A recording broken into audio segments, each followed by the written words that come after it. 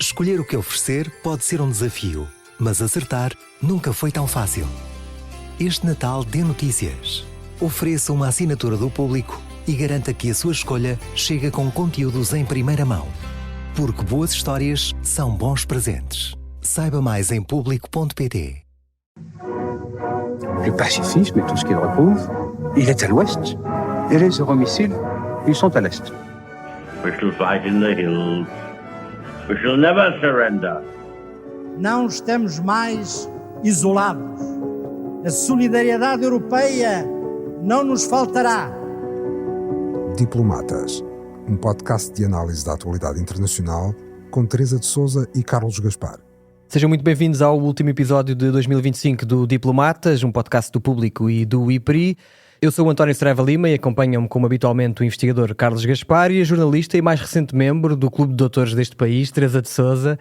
Os nossos ouvintes mais atentos saberão que a Teresa foi distinguida na segunda-feira com o doutoramento honoris causa, atribuído pelo ISCTE pelo seu contributo para fazer de Portugal um país moderno, europeu e cosmopolita, e por isso eu não queria deixar de lhe dar aqui os parabéns também. Agora aqui no papel de moderador e de membro do Diplomatas. Muitos parabéns, Teresa. Muito obrigada. Muitos parabéns. Estamos a gravar este episódio pouco depois do meio-dia de quarta-feira, dia 17 de dezembro, e vamos fechar o ano a dar conta das últimas negociações entre responsáveis ucranianos, europeus e americanos sobre o conflito na Ucrânia, aproveitando esta deixa para anteciparmos o Conselho Europeu, que se realiza nesta quinta e sexta-feira. De seguida vamos responder a um e-mail que nos foi enviado por uma ouvinte do podcast, que quer saber como é que Portugal se pode ou se deve posicionar face às transformações em curso na ordem internacional, nomeadamente no quadro das diferentes estratégias que move os governos dos Estados-membros da União Europeia. Por fim, vamos dar nota do ataque terrorista de domingo em Sydney, na Austrália, que teve como alvo uma comunidade judaica local. Começando então pela Ucrânia, no domingo e na segunda-feira houve negociações intensas em Berlim, na Alemanha, que envolveram Zelensky, presidente da Ucrânia, Steve Witkoff e Jared Kushner, enviados do governo dos Estados Unidos, também Mark Rutte, secretário-geral da NATO, e uma série de líderes europeus como Merz, Macron, Starmer e von der Leyen. Zelensky estará disposto a deixar cair o objetivo de adesão ucraniana à NATO em troca de garantias securitárias dos Estados Unidos, mas continua a recusar fazer cedências territoriais para aceitar um acordo de paz com a Rússia. Chegou a falar-se na imprensa internacional da hipótese de uma adesão da Ucrânia à União Europeia em 2027, mas Marta Koss, comissária para o alargamento, classificou estes rumores de especulação. Do lado americano, acredita-se que foram encontradas soluções para 90% das questões em discussão, estando Washington aparentemente disponível para fornecer garantias idênticas ao artigo 5º do Tratado do Atlântico Norte. Os líderes europeus, por sua vez, propõem a criação de uma força multinacional liderada pela Europa, composta por nações voluntárias ao abrigo da coligação de vontades e apoiada pelos Estados Unidos, que dizem que irá ajudar na regeneração das forças ucranianas. Kiev acredita que a proposta mais atualizada para o termo das hostilidades será apresentada nos próximos dias pela Casa Branca ao Kremlin e, entretanto, os líderes dos 27 reúnem-se em Conselho Europeu a partir desta quinta-feira, mais um encontro que deve ser marcado por discussões sobre a possível utilização dos ativos do Banco Central da Rússia imobilizados na União Europeia para financiar o empréstimo de reparações à Ucrânia. Carlos, face a estes desenvolvimentos, podemos dizer que há hoje mais otimismo do lado da Ucrânia e dos seus aliados? Ou esta dependência em cedências que a Rússia terá de fazer não permitem esse estado de espírito? A situação é uma situação crítica. É verdade que houve avanços nas conversações entre ucranianos, europeus e norte-americanos, mas está tudo em aberto do lado da Rússia. Os 10% que é preciso fechar são o essencial, a saber, as questões territoriais. As propostas dos Estados Unidos nessa matéria são inaceitáveis para a Ucrânia. São os Estados Unidos que estão a pressionar a Ucrânia para retirar as suas forças dos territórios que a Rússia não conseguiu conquistar no Donbass. A questão das garantias é a outra questão decisiva e a fórmula que está a ser apresentada e de que existem condições para que os Estados Unidos deem à Ucrânia garantias equivalentes à do artigo 5º são um passo no bom sentido, mas o diabo nestas coisas está nos detalhes. Exato. E, portanto, eu acho que vale a pena ver primeiro exatamente o que é. À partida é fácil, não é? Até se pode melhorar o artigo 5º. O artigo 5º é bastante equívoco na sua formulação inscrita no Tratado de Washington e é fácil dar uma garantia de segurança mais forte do que a do artigo 5º e não há nenhuma razão para não o fazer, mas até vermos o que é essa garantia, que devia estar inscrita num tratado de aliança bilateral entre os Estados Unidos e a Ucrânia, nós temos que suspender o nosso juízo sobre essa matéria. E tendo em conta os precedentes, designadamente depois do memorando de 1994, em que os Estados Unidos se posicionaram como garantes da integridade e da não intervenção nos assuntos internos da Ucrânia, em troca da desnuclearização, há razões para esperar para ver do que é que se trata. Portanto, os 10% são o essencial e, nesse sentido, está tudo ou quase tudo em aberto. Como disse na declaração para a paz na Ucrânia, os europeus estão preparados para avançar, incluindo para avançar com tropas para a Ucrânia, mas também todos esses compromissos estão dependentes dos Estados Unidos, que não subscreve a declaração para a paz aprovada no dia 15 de dezembro. Portanto, aí mais uma vez está tudo em aberto e faltam mais uma vez os tais detalhes. Quantos homens são? Quantos soldados? Peço desculpa. Quantos soldados são? São 30 mil? São 50 mil? Não é? Os europeus têm, a NATO tem uma experiência prévia de uma situação equivalente, designadamente nas guerras de secessão da Ucrânia. E, finalmente, falta pagar a conta. E isso é o que está em cima da mesa no Conselho Europeu, que se vai realizar amanhã e depois, e talvez dure mais tempo, sim. A Alemanha assumiu uma posição muito forte. O chanceler Merz assumiu uma posição muito forte neste contexto. Pela primeira vez, a Alemanha quer aparecer como a potência dirigente, não apenas da União Europeia, não é? Mas do conjunto dos europeus, e vai ser posta à prova essa vontade, quer em relação ao financiamento da Ucrânia e à garantia de apoio militar da Ucrânia, que são a garantia de sobrevivência da Ucrânia nos próximos meses, mas também a sua determinação em impor a aprovação do acordo com o Mercosul, que tem a oposição da França. Não sabemos ainda qual é a posição da Itália, mas está em causa a credibilidade do Estatuto da Alemanha como nova potência dirigente da Comunidade Europeia. Teresa, este é o último Conselho Europeu do ano. António Costa tem dedicado muito tempo, muito esforço, não só às negociações sobre a utilização dos ativos russos descongelados, mas também esta tentativa de união dos 27 em torno de um plano e de uma narrativa comum sobre o conflito na Ucrânia.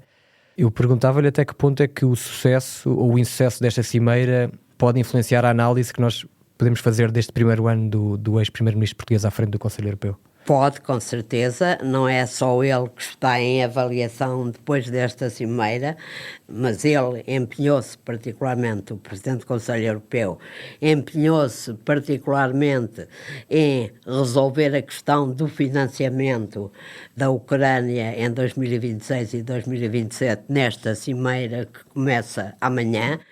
Não é o único que tem a sua credibilidade em risco, nem é aquele que tem mais força no Conselho Europeu para impor a quem ainda é recalcitrante, e são vários, uma tomada de decisão.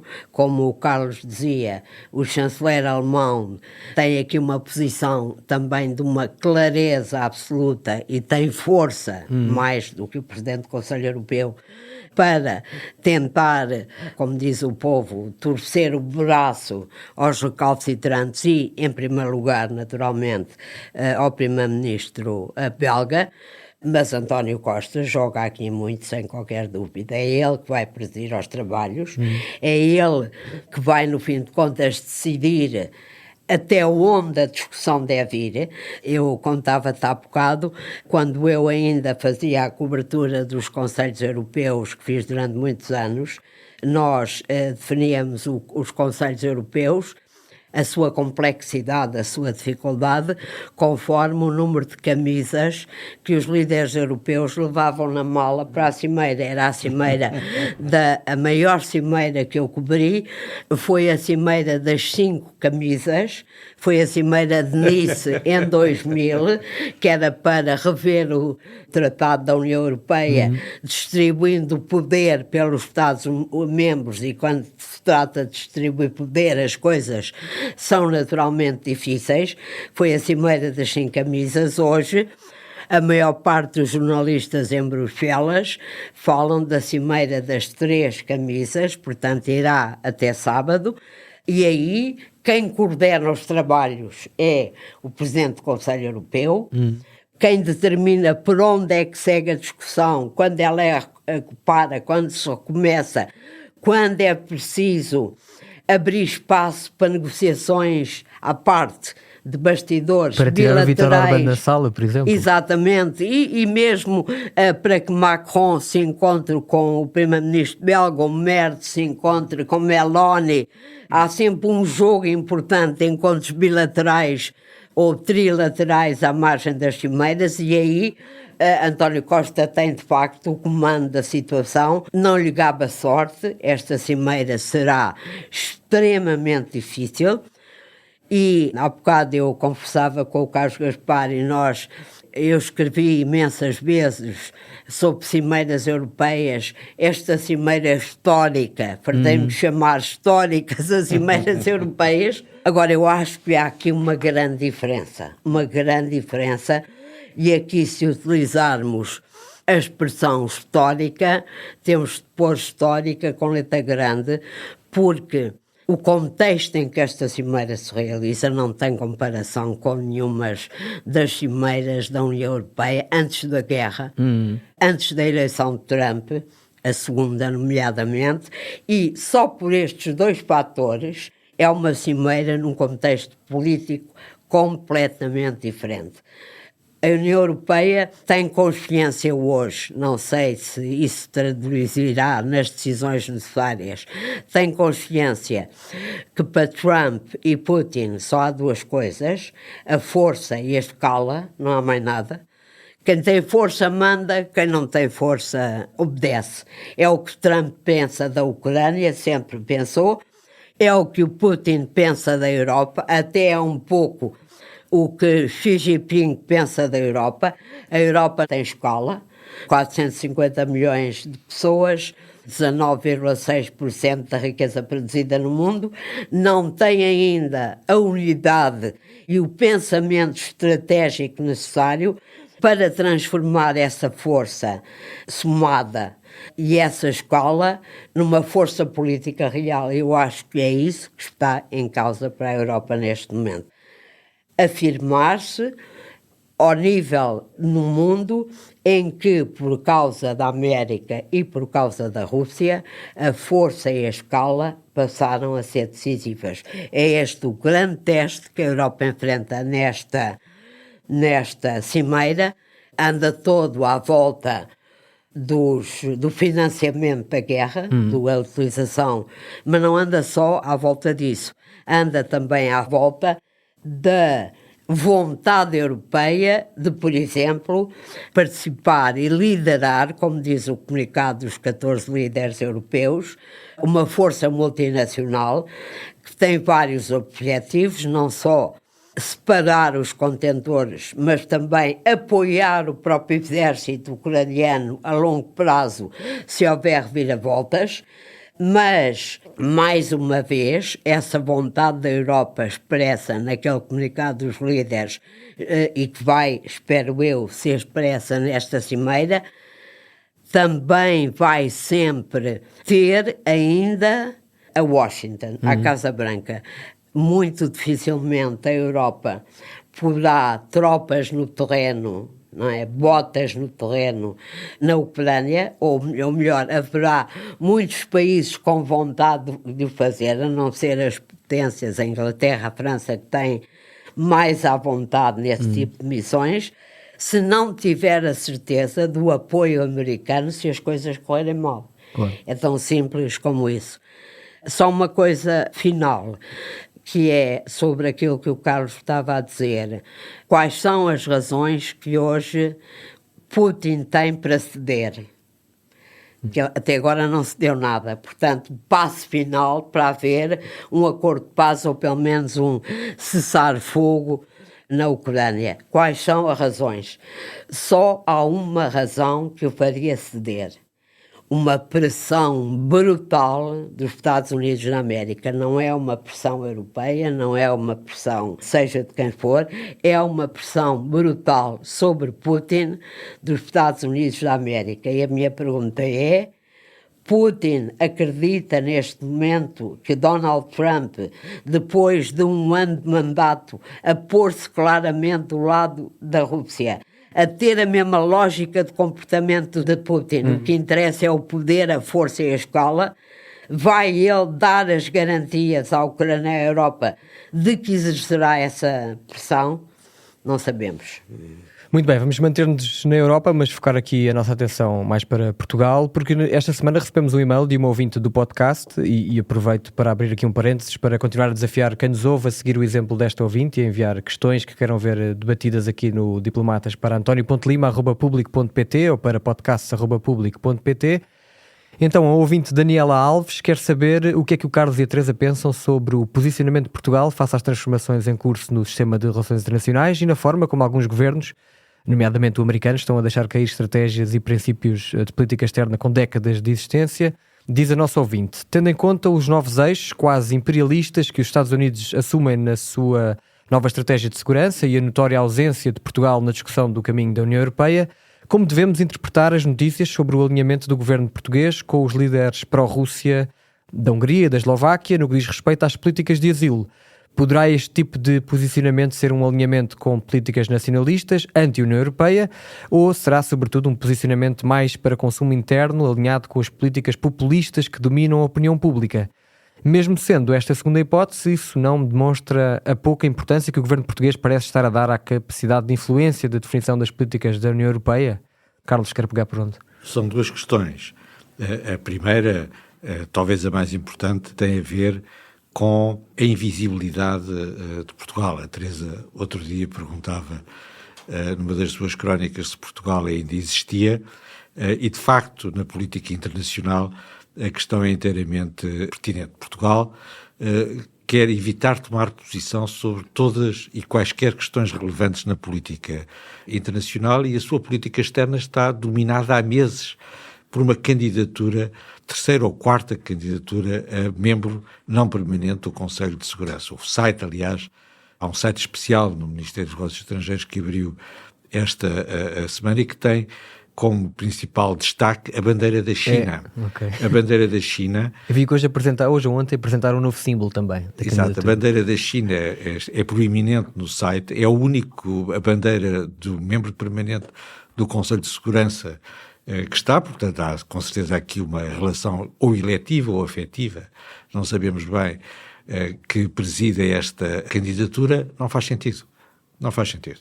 Quando se está a refundar a Europa, como estava a dizer a Teresa, são questões políticas e estratégicas essenciais que estão hoje em dia em cima da mesa. Nós não sabemos se Portugal se dignou assinar a declaração de 15 de dezembro sobre a paz na Ucrânia, que está aberta à assinatura de outros Estados europeus. Não sabemos, aliás, nada de relevante sobre o que é que Portugal pensa sobre as questões estratégicas e políticas da Europa e Portugal devia urgentemente, aliás, esse tema também devia estar presente na campanha presidencial, devia urgentemente tomar posição sobre duas questões e pôr-se na vanguarda de dois processos que estão intimamente ligados. O primeiro é o alargamento da União Europeia à Ucrânia, à qual os Estados Unidos querem impor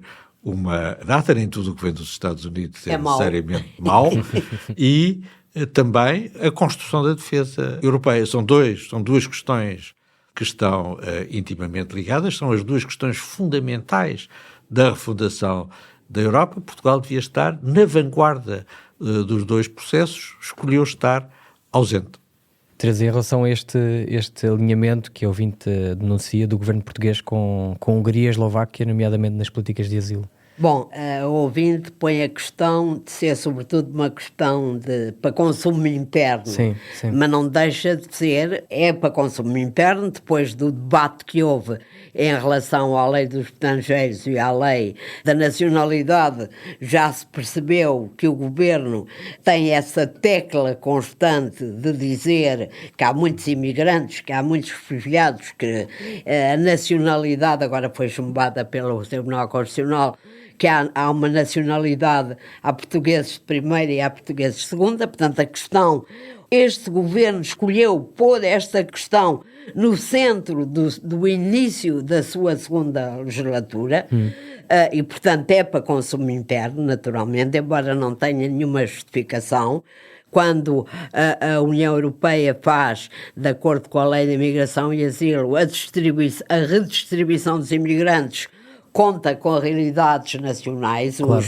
Os ministros dizem que as estatísticas europeias estão erradas, têm sérias dúvidas que estejam erradas, nós todos nos seguimos por elas, é para consumo interno, mas não deixa de dar para consumo externo, para consumo europeu, uma péssima imagem de falta de solidariedade de Portugal em relação a um problema que não só está no centro do debate político europeu, como é uma questão que é preciso ser tratada com todo o cuidado, porque alimenta a extrema-direita europeia todos os dias em todos os países. Portugal, mais uma vez, faz a figura do país que não, no fim, está a tratar da vida dele e não está a olhar para os problemas portugueses como problemas europeus. Todas as vezes em que Portugal existiu na União Europeia, e Portugal existiu muitas vezes na União Europeia, nomeadamente Portugal elegeu por unanimidade o Presidente do Conselho Europeu, quer dizer-se que foi porque Nosso Senhor Jesus Cristo iluminou os ministros, os líderes europeus para escolherem o António Costa, não é justificação científica, digamos assim. António Costa é Presidente do Conselho Europeu porque Portugal teve um papel muito ativo nos assuntos europeus durante os anos em que Portugal foi Primeiro-Ministro, em que António Costa foi Primeiro-Ministro. Nomeadamente durante a pandemia, não foi? Durante a pandemia, nomeadamente. E em relação a várias, tinha uma voz ativa, dizia coisas e negociava com os outros, como fazem os primeiros-ministros. Eu há bocado falei da Cimeira de Nice, António Guterres, hoje secretário-geral da ONU, era primeiro-ministro, e foi ele que durante uma das 5 noites, aquelas noites das 5 camisas, bloqueou o Conselho Europeu sozinho, porque não estava satisfeito com a distribuição do poder entre os vários países da União Europeia, porque achava que havia um reforço excessivo do poder dos países grandes, que não levava em conta nem os interesses, nem o equilíbrio com os países médios e com os países pequenos, e a lógica da União Europeia, deixem-me só dar este pormenor, desde a sua fundação em 1958, foi sempre impedir que os países grandes dominassem a agenda da União Europeia. Mas Guterres tinha razão, acabou por fazer vencimento.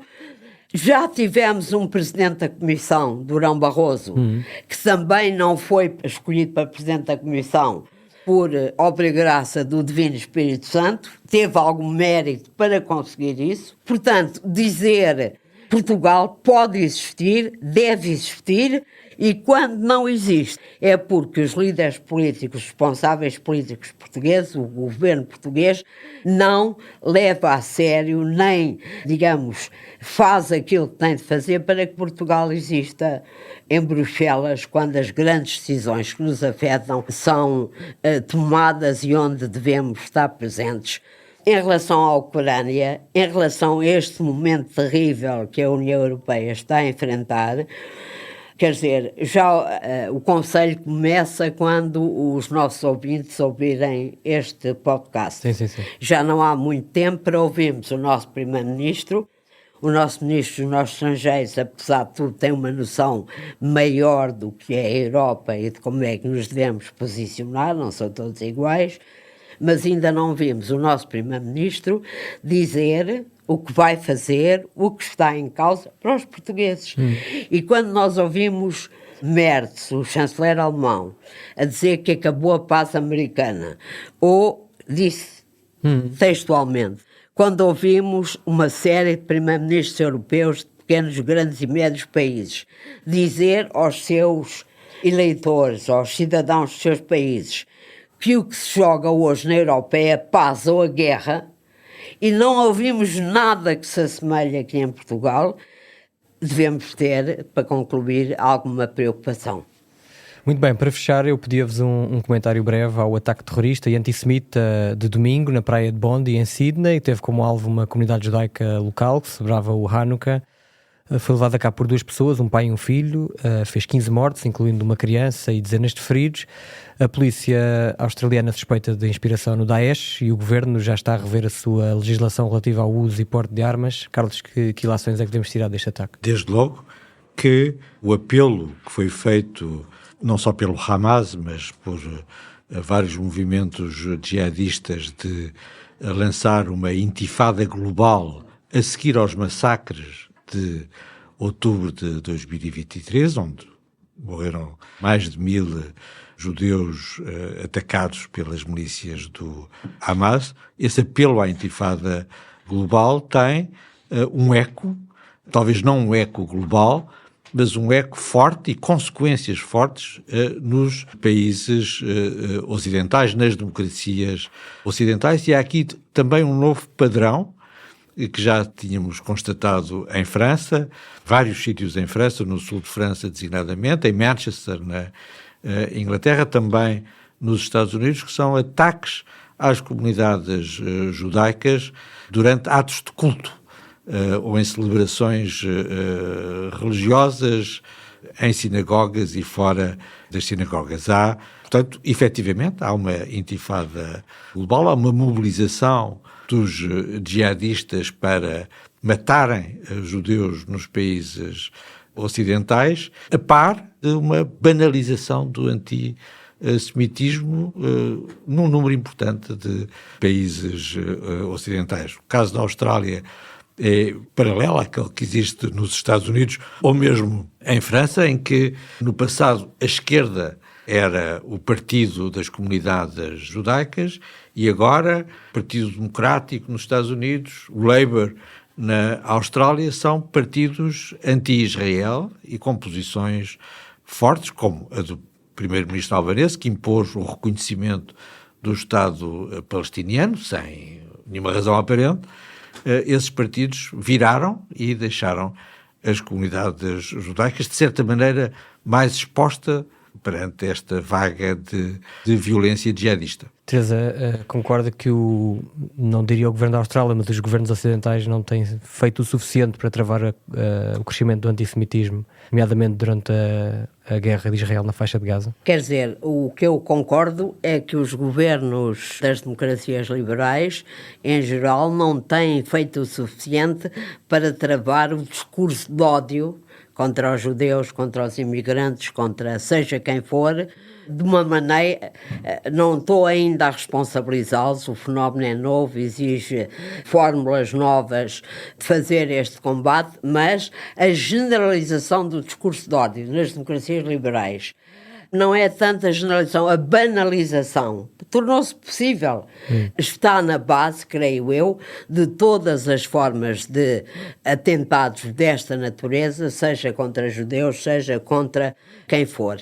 E há aqui um problema em que o Carlos tocou e que eu queria sublinhar, é quando se condena um atentado terrorista contra judeus, que foi o caso óbvio, antissemita, não se pode dizer condenamos o atentado terrorista, vírgula, mas. Não há mas na condenação do atentado terrorista. Não há de dizer que a culpa é de Netanyahu, que fez a guerra em Gaza, ou de George W. Bush, que fez a guerra no Iraque. Não há mas no atentado terrorista. Nenhum povo, nenhuma raça, nenhuma comunidade pode ser considerada como um todo porque um dos seus membros, no caso porque Israel tem um primeiro-ministro que ninguém gosta, não é? Justifica seja aquele que for. E é isso que é preciso, é disto que é preciso ter consciência absoluta quando se querem encontrar justificações para o antissemitismo crescente na Europa, nas democracias europeias, nos Estados Unidos, na Austrália. Vieram notícias a público a dizer que desde a guerra em Gaza já aumentaram exponencialmente os atentados ou as intenções de atentados ou os atentados antissemitas na Austrália e na maior parte dos países europeus. Não é justificação para que eles tenham lugar, têm de ser condenados totalmente, não pode haver desculpa para eles, e o antissemitismo, sobretudo, que tem uma história terrível, que pesa sobre a história da Europa de uma maneira ainda hoje muito viva, tem de ser condenado da maneira mais veemente, sem mas, nem explicações, nem justificações, porque isso nos levaria ao outro lado da realidade. Se o Hamas é terrorista, eu não tenho direito de dizer que todos os palestinianos são terroristas, não tenho. Claro. Se Netanyahu não é bom primeiro-ministro, eu não tenho o direito de dizer que os judeus são um povo que provoca isto e aquilo e aquilo outro. Esse raciocínio é condenável, as democracias não o podem tolerar e têm de se habituar, preparar, agir para combater com muito mais veemência o discurso do ódio que hoje se tornou banal, infelizmente, nas nossas sociedades. Muito bem, meus amigos, ficamos por aqui. Muito obrigado pela vossa análise e companhia nos 42 episódios que gravámos este ano. O nosso agradecimento muito especial, claro, a quem nos esteve a ouvir desse lado, não só neste episódio, mas ao longo de todo o ano de 2025. Nós vamos fazer uma pausa de 3 semanas. O regresso está agendado para o dia 8 de janeiro. Nesse episódio vamos olhar para as datas que vão marcar o ano de 2026 e no seguinte, dia 15, pretendemos analisar as posições sobre política externa e defesa dos principais candidatos à presidência da República. Boas festas, bom ano, vemos em 2026. O podcast Diplomatas é uma parceria Público-IPRI, Instituto Português de Relações Internacionais.